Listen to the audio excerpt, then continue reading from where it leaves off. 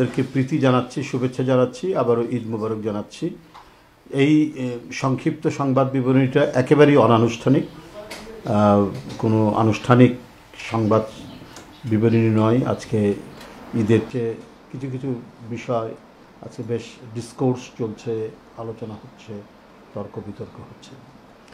তো এই বিষয়গুলো আমাদের দলের পক্ষ থেকে পরিষ্কার করা হয়েছে, জাতীয় স্থায়ী কমিটির সভায়ও পরিষ্কার করা হয়েছে নির্বাচন প্রশ্নে, এবং এপ্রিলে নির্বাচন কেন সম্ভব নয় সে সম্পর্কে অত্যন্ত সুনির্দিষ্টভাবে এবং বস্তুনিষ্ঠভাবে বলা হয়েছে কি কি অন্তরায় হতে পারে। এবং আমার মনে হয় যে এর উপরে আর কোনো যুক্তি থাকতে পারে বলে আমার মনে হয় না। কোনো কোনো রাজনৈতিক দল বলছেন শহীদের রক্তকে টেনে নিয়ে আসছেন, যেন শহীদের রক্তের কোনো অমর্যাদা করার কোনো বিষয় যেন না হয় নির্বাচন।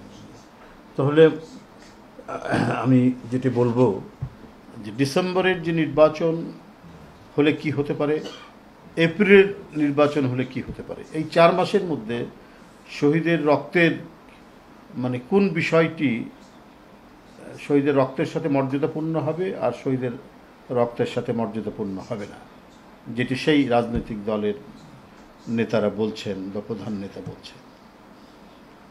আমার কথা হলো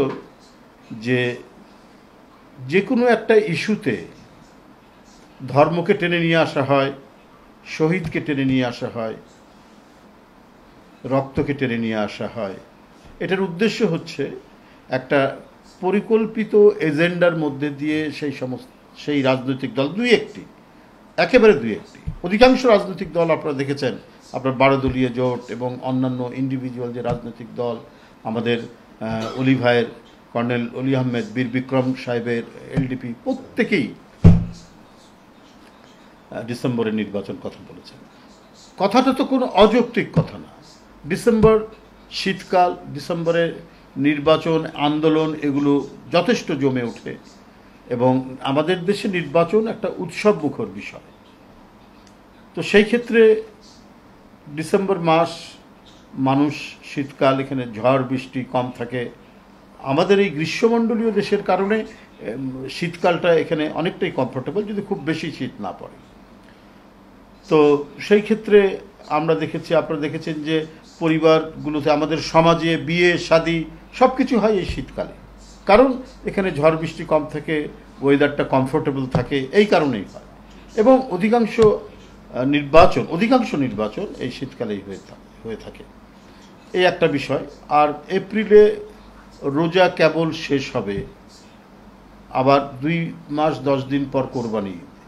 এই টাইমটাই হচ্ছে একটা ধর্মীয় অনুষ্ঠান, উৎসবের মধ্যে দিয়ে চলে যায়।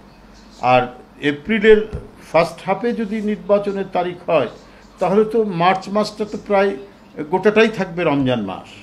তাহলে রমজান মাসে মানুষ ইবাদত করবে, রমজান মাসে মানুষ কি বলে যে সিয়াম সাধনা করবে, সারাদিন রোজা রাখবে। সারাদিন রোজা রেখে ওই গরমের মধ্যে কি নির্বাচনী প্রচারণা করা যায়? উৎসবের দুটো দিক, ঈদ এবং রোজা, এই যে ধর্মীয় এই সময় যে অনুষ্ঠানগুলি, এর আমেজ এক ধরনের, আর নির্বাচনী আমেজ আরেক ধরনের। তো এটা কিভাবে এটার সাথে সঙ্গতিপূর্ণ হয় এটা আমার জানা নাই। এটা এক ধরনের মানে উদ্দেশ্য নিয়ে অথবা অন্য কিছু নিয়ে 2-1টি রাজনৈতিক দল এই কথাটি বলছেন এবং সরকারের উপর তারা প্রভাব বিস্তার করছেন বলে আমার মনে হয়, এবং সরকারকে তাদের পথে নিয়ে আসার চেষ্টা করছেন। কিন্তু এখানে যুক্তির যদি আশ্রয় না হয়, যদি যৌক্তিক বিষয়টিকে যদি প্রাধান্য দেওয়া হয়, তাহলে ডিসেম্বরের নির্বাচনই হচ্ছে একটি উপযুক্ত সময়। আমি যে ব্যাখ্যাটি এখানে দিয়েছি, আমি গতকালকেও এই কথাটি আপনাদের বলেছি, এখনও সেই কথাটি বলছি। এবং যেটা মনে হচ্ছে যে যেহেতু বিএনপি এটা চাচ্ছে, অতএব এইটাকে করা যাবে না। হ্যাঁ, এটার বিরোধিতা করতে হবে। এক ধরনের ক্রোধ থেকে, এক ধরনের কি বলে যে ক্ষোভ থেকে এই কাজটি করা হচ্ছে। তাহলে এইটা কি শহীদদের উদ্দেশ্য ছিল? শহীদরা যে আত্মদান করেছেন, ছাত্র জনতা, শ্রমিক, তাদের কি উদ্দেশ্য ছিল এইটাই যে বিএনপি যে কথাটা বলবে তার প্রত্যেকটারই বিপরীত কাজ করতে হবে? এটা করা যাবে না। এবং এই সরকারের মধ্যেও এমন কিছু ব্যক্তিবর্গ আছেন, উপদেষ্টা হিসেবে কর্মকর্তারা আছেন, যারা প্রচণ্ড রকমের বিএনপি বিরোধী। তার যে 15-16 বছরের নিরবচ্ছিন্ন আন্দোলন, আত্মত্যাগ, গুম খুন, যেখানে এমপি থেকে শুরু করে ছাত্রনেতা থেকে শুরু করে নির্বাচিত প্রতিনিধিরা বিএনপির আত্মত্যাগ করেছেন, তাদেরকে গুম করা হয়েছে, তাদেরকে এখনও তাদের হদিশ নেই। এই যে এত বড় যে একটা কন্ট্রিবিউশন, মানে সেটা কিসের জন্য? সেটা একটা অবাধ সুষ্ঠু নির্বাচন এই দেশে হোক। এই দেশে জনগণের আন্দোলনের মাধ্যমে যে সমস্ত বিষয়গুলি অর্জিত হয়েছে, এর আগেও গণতান্ত্রিক আন্দোলনের ছাত্ররা জীবন দিয়েছে। সেলিম, দেলোয়ার, তাজুল, আপনার শাহজাহান সিরাজ, আপনার জিহাদ, শহীদ জিহাদ, এদের জীবন কি ফালতু ছিল? এরা গণতন্ত্রের জন্য লড়াই করেছে না? 90-এর গণ অভ্যুত্থান যে তৈরি হয়েছে, এটাও গণতন্ত্রের জন্য। আবার সেই গণতন্ত্রকে হত্যা করেছিল শেখ হাসিনা, ফ্যাসিবাদ কায়েম করেছে। নিপীড়ন নির্যাতনের মধ্যে দিয়ে গণতন্ত্রের যে প্রতিষ্ঠানগুলো গড়ে ওঠার কথা, সবগুলোকে সে দুপায়ে একবারে দলন পীড়ন করে ধ্বংস করে দিয়েছিল। সেখান থেকে নিরবচ্ছিন্ন আন্দোলন আমরা করেছি দেশনেত্রী বেগম খালেদা জিয়ার নেতৃত্বে, আমরা করেছি বিএনপির ভারপ্রাপ্ত চেয়ারম্যান তারেক রহমানের নেতৃত্বে। তো সেটার মূল্য নাই, সেটাতে আপনার রক্ত ঝরেনি। আমরা অত্যন্ত মানে শ্রদ্ধার সাথে তাদের যে আত্মত্যাগ, বিশেষ করে জুলাই আগস্টে, সেটাকেও আমরা শ্রদ্ধার সাথে মেনে নিয়েছি। আমাদের সেই আন্দোলনের ধারাবাহিকতার একটা কালমিনেশনে উঠেছে যে জুলাই আগস্টের কি বলে যে আন্দোলন। তো 15-16 বছরের আন্দোলন এবং জুলাই আগস্টের আন্দোলন তো বিচ্ছিন্ন কোনো বিষয় না, একই সূত্রে গাঁথা। যে আমরা গণতন্ত্র চাই, আমরা অবাধ সুষ্ঠু নির্বাচন চাই, আমরা একদলীয় একমান্ত্রিক কর্তৃত্ববাদী ফ্যাসিবাদের শাসনের অবসান চাই। আমরা প্রত্যেকটা নাগরিকের তার যে অধিকার, সে অধিকার নিশ্চিত হয় আমরা করব। আমরা আমাদের ভোট দিতে গিয়ে কোনো গুন্ডা পান্ডা আমাদেরকে প্রতিহত করবে না।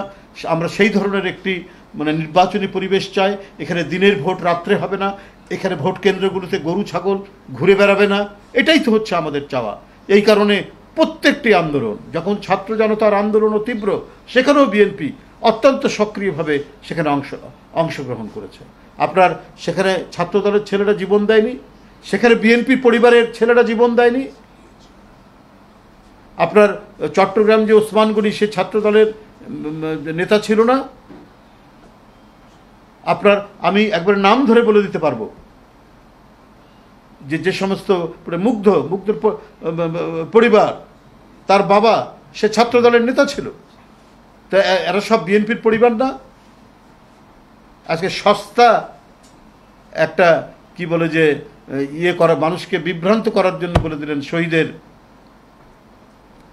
রক্ত অমর্যাদা হয়, সেই ধরনের কাজ করা যাবে না। তাহলে আপনারা শেখ হাসিনার সাথে নির্বাচনে 86 সালে গেলেন কি করে? যে গণতান্ত্রিক আন্দোলন উপর ভিত্তি করে আপনার 90-এর যে সরকার হলো, সেই সরকারের বিরুদ্ধে আওয়ামী লীগের সাথে শেখ হাসিনার সাথে আপনারা নির্বাচনে গিয়েছিলেন কি করে? সেটাও তো আজকে মানুষের জিজ্ঞাসা এখনো পর্যন্ত রয়ে গেছে। আর কথায় কথায় ধর্মকে যুক্ত করে দেবেন, এগুলোও কিন্তু মানুষ মানে পায়। আমি সবচেয়ে বড় যে 71 সালে এত লক্ষ লক্ষ মানুষের জীবন চলে গেল, সেইখানে আপনারা তাদের সাথে আপনারা কি করে বিট্রে করলেন, বেইমানি করলেন? তো এগুলো কিন্তু মানুষ জানে, এটা ইতিহাসের অংশ, জাজ্জল্যমান অংশ। আজকে অন্তর্বর্তীকালীন সরকার, আমি এখনো বলছি যে এই সরকার বিতর্কিত হবে না যদি জনগণের সেন্টিমেন্টটা তারা ধারণ করে। প্রকৃত সেন্টিমেন্ট যদি তারা ধারণ করে, তাহলে বিতর্কিত তারা হবেন না এবং মানুষ তাদের উপর আস্থা রাখতে চায়। ডক্টর মোহাম্মদ ইউনূস সাহেবের উপর আস্থা রাখতে চায়, কিন্তু তিনি কোনো দিকে হেলে পড়লে তখন সাধারণ মানুষের আস্থাটা আস্তে আস্তে চলে যাবে এবং যে তিমিরে ছিল গণতন্ত্র, সেই তিমিরেই থেকে যাবে গণতন্ত্র। যদি কোনো দিকে হেলে পড়ে এবং কাউকে, কোনো রাজনৈতিক দলকে সংগঠিত করা, তাদেরকে বিশেষ সুবিধা দেওয়ার জন্য যদি সময় ক্ষেপণের উদ্দেশ্য হয়ে থাকে, তাহলে সরকার বিতর্কিত হবে। আমার মনে হয় ওই ধরনের বিতর্কিত পথ অন্তর্বর্তীকালীন সরকার নেবে না। কারণ এই সরকারের তো এখনও অনেক কিছু করার বাকি আছে এবং অনেক কিছু করার ছিল এই সময়ের মধ্যে। সময় তো কম গেল না, 10 মাস 11 মাস হয়ে গেল, অনেক তো ছিল। আমি যে সব কিছুই যে খারাপ হয়ে গেছে, ব্যর্থ, সেটা বলবো না। কিছু কিছু ভালো কাজ আছে, আমি এটা অস্বীকার করব না, কিন্তু আরও বেশি ভালো কাজ করার প্রয়োজন ছিল। এই যে কোরবানি ঈদ হয়ে গেল, এই কোরবানি ঈদের মধ্যে মানুষ কি খুব সুখে শান্তিতে ঈদ করতে পেরেছে? চাঁদাবাজির দৌরাত্ম্য ছিল না, আর খুব পরিকল্পিতভাবে চাঁদাবাজিটা, সরকার তো আপনার হাতে, পুলিশ আপনাদের